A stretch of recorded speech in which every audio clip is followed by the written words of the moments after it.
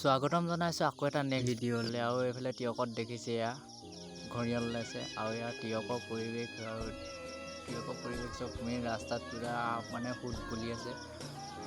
গাড়ীবিলাক যান-বাহনবিলাক যাব পৰা নাই, চাইডে ৰখি গৈছে। আৰু এইফালে আগলৈ দেখিছেনে পানীৰ গাড়ী মানে আধাটো পূৰা, আৰু এইফালে মানুহৰ ঘৰ আধা বুৰি গ'ল আৰু একঁকাল পানী হৈ আছে। বাকী ৰাস্তাত গাড়ীবিলাক ৰখাই থৈছে, মানে বহুত দূৰণিৰ পৰা অহাবিলাকো ৰাস্তাত কাষত ৰখি থাকিবলগীয়া হৈছে। আৰু আন্ধাৰ হৈ আহিছে। এইফালে দোকানৰ পৰিৱেশ দেখিছে, এইফালে পানী সোঁত ৰাস্তা দেখিছে নাই, পূৰা পানী হৈছে। এইফালে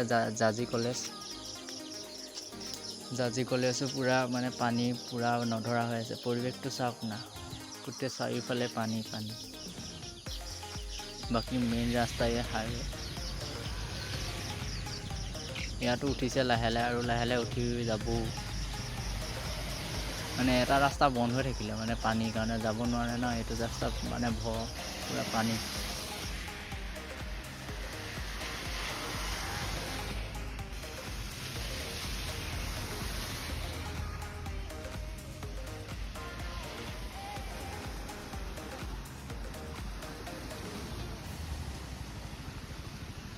বাকী বাদলি পুখুৰী কণ্ডিশ্যন এয়া মানে হাইৱে পূৰা পানী সোঁত বুলি আছে। বাকী এইফালে চিকেবি কলেজ, চিকেবি তলতো পানী গোটেই চাৰিওফালে। গাড়ী দেখিছে নাই, আধাটো বুৰ খাই গৈছে, মানে লাহে বাঢ়ি গৈ আছে পানীটো। আৰু সোঁত বলিছে দেখিছেনে এনেকুৱা ভয়ানক মানে ৰূপ লৈছে নহয় পানীয়ে। পূৰা হাইৱে ওপৰেদি পানী গৈছে। আৰু এনেকুৱা হ'লে মানুহবিলাকৰ কি অৱস্থা হ'ব চাওকচোন।